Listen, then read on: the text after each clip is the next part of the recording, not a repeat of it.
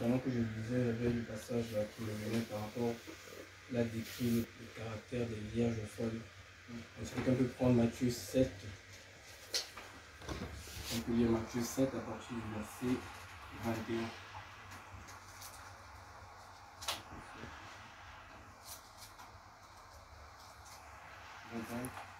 Oui, Matthieu, Seigneur, Seigneur, n'entreront pas tous dans le royaume des cieux, mais celui-là seul qui fait la volonté de mon Père qui est dans les cieux. Tu peux continuer. Plusieurs me diront ce jour-là, Seigneur, Seigneur, n'avons-nous pas prophétisé en ton nom? N'avons-nous pas cherché les démons par ton nom? Et n'avons-nous pas fait beaucoup de miracles par ton nom? Alors je leur dirai maintenant, je ne vous ai jamais connu, retirez-vous de moi, vous qui commettez l'iniquité. Tu peux t'arrêter là. Donc, notre frère, comme il nous a partagé, il a dit, lorsque les vierges folles sont venues derrière se présenter devant la porte, le Seigneur a dit, je vous le dis en vérité, je ne vous connais pas. Et dans ce verset, on nous explique pourquoi en fait elles sont rejetées et pourquoi il ne les connaît pas. Parce que justement les choses par lesquelles on peut parfois s'identifier, qui sont citées là comme étant de Dieu, et comme le frère l'a dit, ne sont pas ceux qui comptent d'abord en premier pour lui, tout ce qu'on peut faire tout autour. Parce que là on voit, ils ont dit, n'avons-nous pas fait ceci? Ils reconnaissent que les choses qu'ils ont faites, c'est Dieu qui fait ces choses. C'est Dieu qui chasse les démons. C'est Dieu qui donne les prophéties. C'est Dieu qui œuvre dans son corps à divers dons et miracles qu'il met en tout un chacun. Parce que nous ne sommes que des vases, des canaux par lesquels le Seigneur, au temps convenable, passe pour donner la vie. Et même encore, nous sommes même des vases pour donner la vie éternelle. Parce que nous avons cette mission-là d'apporter l'évangile. Donc il est écrit, allez et faites de toutes les nations les disciples. Et dans ce mandat, il nous dit, mais comment entendront-ils s'il n'y a personne qui prêche? S'il n'y a personne qui est envoyé? Et Dieu nous utilise dans cela. Mais il se trouve que dans ce ministère, il y a des miracles. Ben-Aimé va nous a partagé par rapport à la guérison, qui nous fortifie, qui nous encourage que le Seigneur est fidèle. Il agit, il est vivant. Mais malgré tout ça, tous ces signes, ils doivent que nous donner en fait d'aller dans l'intimité avec lui en fait. Rappelez-vous, mes bien-aimés, que Jésus a dit, ne vous réjouissez pas que les démons vous soient soumis. Mais réjouissez-vous que votre nom soit écrit dans le royaume des cieux. Il a dit ça à ses disciples, excités par le fait qu'il venait de chasser les démons. Dans la paix, mais ça marche. Au nom de Jésus, les démons nous obéissent. Et là, nous avons un avertissement. Le mec il ne sait même pas exclamer que oui, vous avez vu ce que je vous ai dit, c'est exactement ça, mon nom est puissant. Non. Il a dit non, non. Ne vous réjouissez pas de ça. Donc comme si ce n'est même pas, je ne sais pas si je veux dire n'est pas important, c'est important, mais je veux dire que ce n'est pas essentiel par rapport à la question d'entrer dans ce royaume. Donc, la Bible ne dit pas que tu ne chasses pas les démons, tu ne vas pas entrer dans le royaume des cieux. Tu peux chasser les démons, tu n'entres pas là-bas. Ce n'est pas impératif. Parce que des fois, dans le zèle, justement, en étant jeune converti, on se lance dans beaucoup de choses, dans les quêtes. On veut, on désire les choses. On parle justement, on a parlé de ça, on veut imiter des frères. On voit des charismes chez certains aînés. On voit des manifestations, on voit des foules qui suivent des personnes, on dit, ah Seigneur, tu peux m'utiliser comme ça puissamment. Mais il y a un cantique qui dit, si tu m'utilises comme ça, est-ce que mon cœur sera-t-il toujours à toi? Amen. Est-ce que mon cœur sera toujours à toi? Et là, quand je continue dans le verset 23, il dit, alors je leur dirai ouvertement, rappelez-vous comme avec le vierge folle, je ne vous ai jamais connu. Retirez-vous de moi, vous qui commettez l'iniquité. Là, on présente l'iniquité qui n'a pas été montrée. Et après, il dit, c'est pourquoi quiconque entend ces paroles que je dis et les met en pratique sera semblable à un homme prudent qui a bâti sa maison sur le roc. Voilà le critère des sages. La prudence dont notre bien-aimé parlait. Ces sages qui ont même considéré la manière dont ils sont ensuite de bâtir. Je ne veux même pas dire la manière, mais où ils sont en train de bâtir. Parce que là, c'est où la fondation est posée. C'est sur le roc. Ce n'est pas sur un matériau périssable. C'est vraiment sur Christ. Sur Jésus. Parce que ce jour-là, Dieu va confondre. Parce que l'iniquité, ce qui est caché que les autres ne voient pas, Dieu va confondre, il va mettre en nu, parce que lui-même il la lumière, donc la vérité va paraître. Les véritables, comment dire, les hommes de Dieu, entre guillemets, les véritables hommes de Dieu vont paraître ce jour-là. Pas forcément ceux qu'on présente, qu'on voit dans les médias, pas par exemple ceux qu'on suit le temps dans les enseignements, mais les véritables vont sortir. Ceux qu'il a connus d'avance. On a parlé de la prédestination. Et la terre va les reconnaître. Donc, il va les reconnaître. Et si ça nous tient à cœur, si on s'attache vraiment à cet événement-là qui sera vraiment glorieux et aussi terrible, dans le cas contraire, si on ne s'y trouve pas, on aura plus de remords, plus de tourments que ceux qui n'ont même pas entendu l'évangile. Parce qu'à ceux qu'on a beaucoup donné, on demandera beaucoup aussi. Des grâces, de tout ce qu'on a reçu, et de pouvoir même se réunir et lire ce livre. Et de savoir que non, Jésus est réellement Seigneur. Parce que la Bible nous dit, mon fils, si c'est pour t'éloigner du commandement, il ne vaut mieux pas que tu restes à côté de la Bible. Je paraphrase un peu. De la loi. N'écoute pas la loi si c'est pour te détourner du commandement. C'est comme si tu mets des condamnations sur toi en fait. Il vaut mieux que la loi te gagne. Mais si tu l'écoutes pour ne pas obéir, c'est compliqué. Et je termine, je chute avec ceci, avec Exode.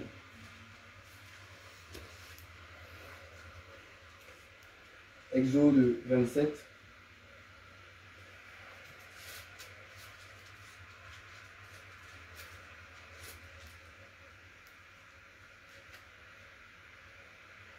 Quelqu'un peut lire Exode 27 à partir du verset 20. Exode 27, tu ordonneras aux enfants d'Israël de t'apporter pour le chandelier de l'huile puis d'olive concassée afin d'entretenir les lampes continuellement. Tout a été d'abord. Tu ordonneras aux enfants d'Israël d'apporter pour le chandelier de l'huile pure d'olive concassée afin d'entretenir les lampes. Le mot que je voulais qu'on voit, c'est continuellement. De l'huile pour les lampes continuellement. Dans la loi, on a une nombre de ces choses. Que l'huile, en fait, ne doit jamais manquer. Comme le frère nous a dit, ça ne doit jamais manquer. Parce que dans la tente de Dieu, il y a toujours, en fait, dans son saint lieu, même dans l'image de la loi, il y a toujours de l'huile. C'est toujours entretenu. Donc, tu ne peux pas être dans la vérité, dans Dieu, comme le frère l'a dit, et que tu n'as pas d'huile. Tu es peut-être avec un autre Dieu, mais tu ne peux pas être là dans le Seigneur, mais il n'y a pas d'huile. Ce n'est pas possible. Si tu es réellement... Et là, je dis, on est dans la tente d'assignation. On n'est pas dans le lieu très saint. Tu peux lire Matthieu 21.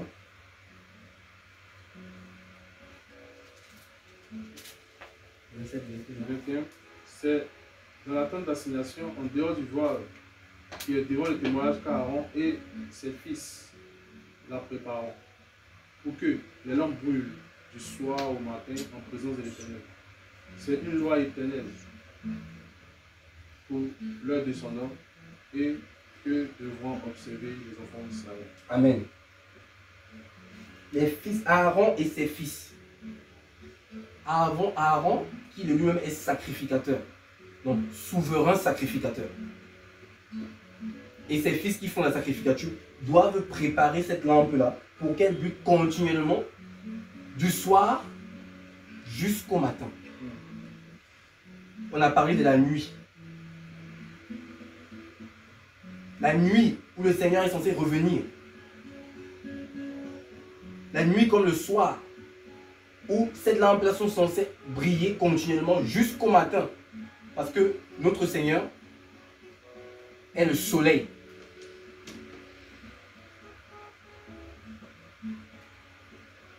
De sorte que lorsqu'il vient, en fait, on n'est pas, en fait, comment dire, nous ne soyons pas confus.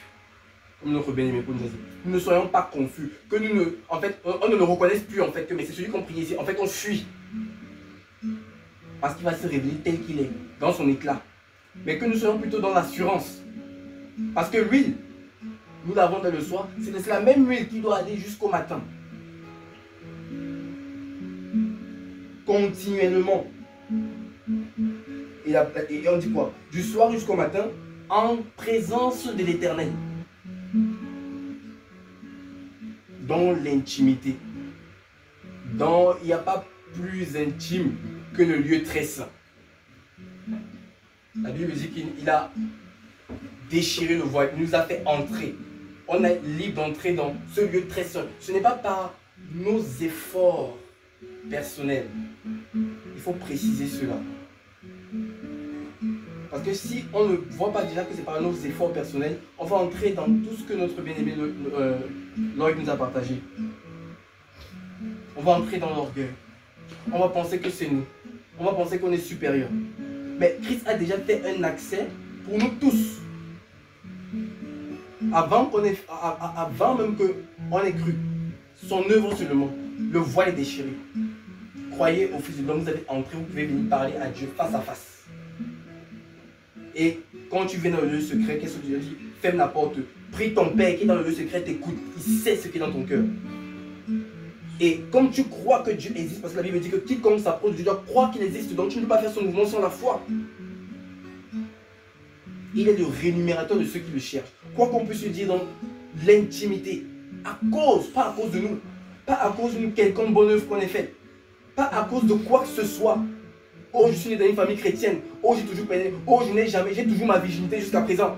Oh, j'ai fait ceci. Je ne sais quelle bonne œuvre, quoi, qui peut être miraculeuse au milieu des hommes. Mais que ce soit la croix de Jésus seul par son sang et par son nom qui nous donne de nous tenir là à ses pieds et lui d'implorer sa grâce avec humilité, comme cet homme qui s'est frappé la poitrine.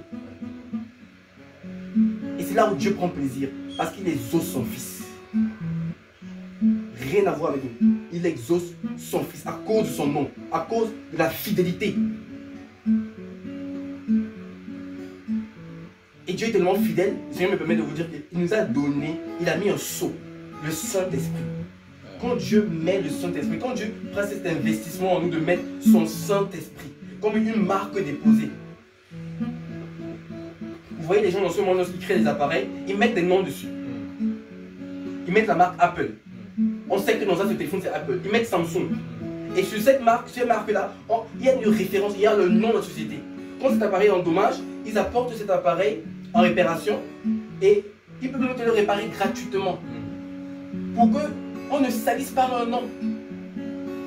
Qu'on ne dise pas qu'Apple a fait un téléphone, ça ne marche pas bien. Non, ils vont rectifier la faute. Souvenez-vous quand le Seigneur voulait frapper le peuple d'Israël. Qu'est-ce que Moïse a dit? Si tu les frappes, on leur dira que tu les as fait sortir pour les faire périr dans le désert. Regardez l'intercession de Moïse avec le cœur de Dieu. Tout ça pour dire quoi? Tout ça pour dire que si Dieu s'est investi pour mettre son Saint-Esprit en nous, lui qui nous a connus d'avance, il a déjà prédestiné les choses pour qu'en fait nous réussissions. La Bible ne dit pas que nous sommes vainqueurs, la Bible dit que nous sommes plus que vainqueurs par celui qui nous a aimés. Pas parce que tu as fait. Dieu t'a tellement aimé, la victoire est tellement grande en fait. La victoire est écrasante. Seulement que tu gardes la foi en Dieu, pas en toi, en ton Dieu. Parce que son nom, on dit que ton peuple sur lequel est invoqué ton nom, nous sommes son peuple. Nous sommes l'Israël d'en haut. Et c'est très important qu'on voie ça. Que Dieu ne va pas nous abandonner, peu importe nos périls, peu importe nos difficultés, peu importe ce que On peut perdre les membres de nos familles. Ce n'est pas facile, c'est difficile de perdre un parent. Mais qu'on compte sur notre Père Céleste, qu'il mette l'intimité, qu'il fasse bien au-delà de tout ce qu'on peut espérer et penser, qu'il fortifie nos âmes dans ça. Oh papa, aide-nous. Il est tellement saint. Son amour déchire le voile, il va au tréfonds de notre âme, au tréfonds de tout plaisir de la chair qu'on puisse avoir, dans les profondeurs de ce qu'on peut appeler l'amour. De ce peu nul homme, quand le Seigneur m'a touché, quand j'ai eu cette expérience spirituelle en 2014, personnellement, j'ai dit on ne peut pas aimer comme ça, c'est impossible. J'ai dit au Seigneur on ne peut pas aimer comme ça, alors je ressens son amour, j'ai dit que c'est impossible, mais ça n'existe pas en fait. Un amour qui ébranle, qui va au-delà des émotions, des sentiments qui sont ponctuels, mais un agapé éternel. Nous devons rendre gloire à ce Dieu. Nous devons lui dire encore merci pour tout ce qu'il fait pour nous. En fait, les mots ne peuvent pas suffire. L'amitié de l'homme c'est dans le cœur de Dieu. Dieu appréciait la manière dont David venait à ses pieds pour reconnaître sa grandeur tellement. Tous les psaumes qu'il écrit pour dire que ce Dieu, louez notre Dieu, louez-le. Chantez-lui des cantiques nouveaux. Il est tellement grand, il est tellement merveilleux. Il ne nous a pas traité selon nos fautes. Il ne m'a pas traité selon mon iniquité. Mais il m'a pardonné. Pire, meilleur que personne. Ce Dieu m'a pardonné. Sans que je fasse une gymnastique, mes propres efforts pour enlever ma tâche, ma souillure. Mais il libère son pardon parce qu'il est amour.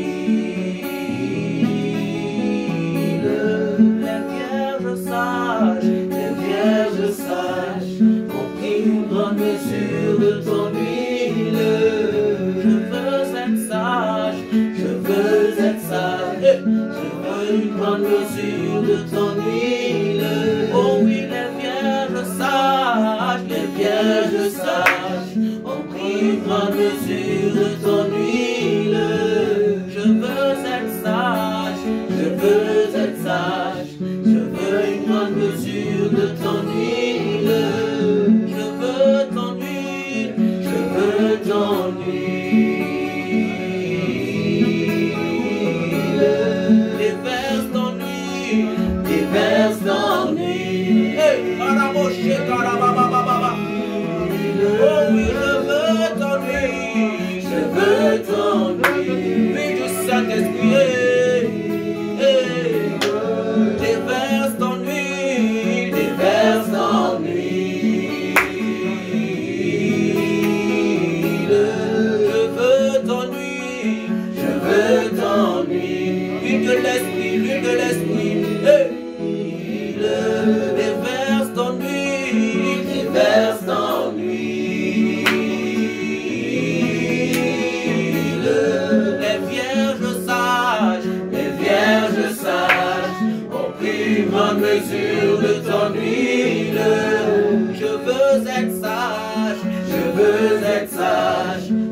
veux une grande mesure de ton huile. Les vierges sages ont pris une grande mesure de ton huile. Je veux être sage, je veux être sage. Je veux une grande mesure de ton huile. Je veux ton huile, je veux ton huile. Déverse ton huile, déverse ton huile. Rabasoka la baba, shekele baba baba. Je veux ton huile, je veux ton huile. Huile de l'esprit, huile de l'esprit. Bien, mais est-ce qu'on peut se lever? Chacun lève la main. On peut se lever la main. Oh Jésus, oh Jésus. Je veux ton huile. Le Seigneur va nous remplir de son présence. Déverse ton huile. Déverse ton huile. Oh oui, les vierges sages ont pris une grande mesure de ton huile. Je veux être sage, je veux être sage. Je veux une grande mesure de ton huile. Oh oui, les vierges sages ont pris une grande mesure de ton huile. Je veux être sage, je veux être sage. Je veux une grande mesure de ton huile. Je veux ton huile, je veux ton huile. Déverse ton huile, déverse ton huile. Je veux ton huile, je veux ton huile. Déverse ton huile, déverse ton huile.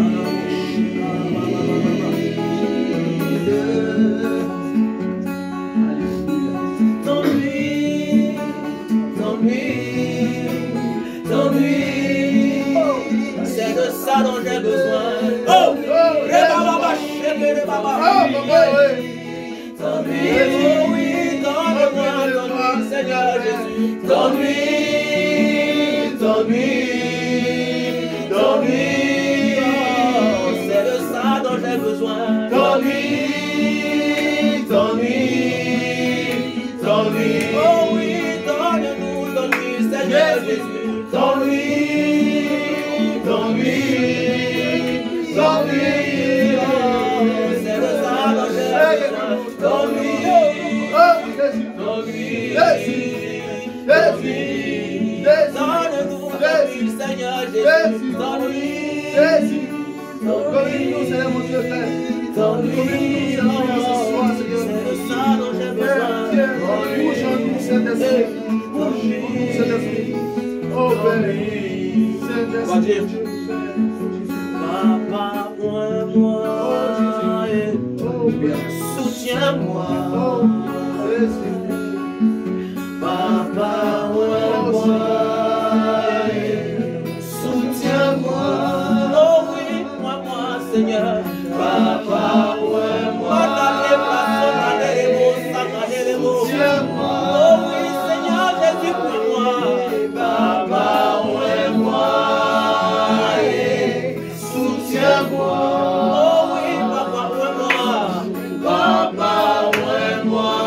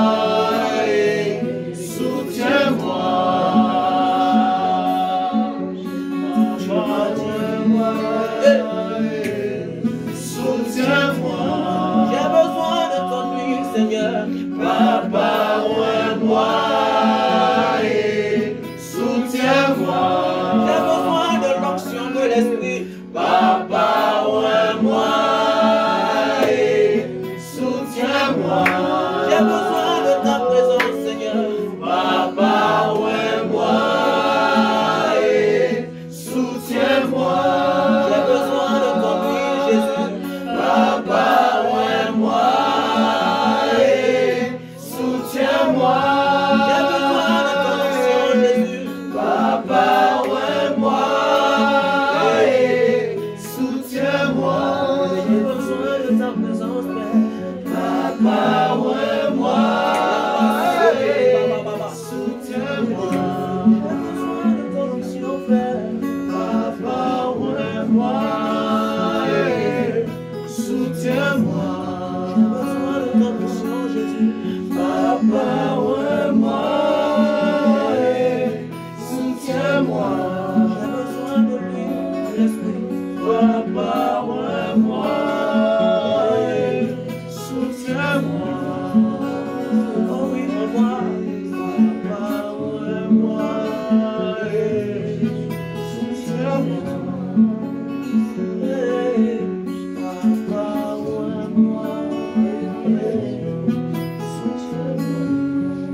J'ai mal compris. On demande au Seigneur de nous voir, de nous remplir de son esprit. Au nom de Jésus. Sans lui, on ne peut rien faire. Sans son onction, on ne peut rien faire. Demandons au Seigneur de nous communiquer une huile, une force pour l'intimité. Au nom de Jésus. De défauts et de faiblesses, j'ai besoin de ta présence, de ta présence. Papa, tu m'as dit, parler devant Pharaon et son armée, parce que mon peuple est enchaîné, tu veux le libérer. Jésus, mais moi qui suis-je? Mais moi qui suis-je pour parler? J'ai tellement de défauts et de faiblesses. J'ai besoin de ta présence, de ta présence. Papa, ouais, moi. Soutiens-moi. Papa, ouais, moi. Soutiens-moi.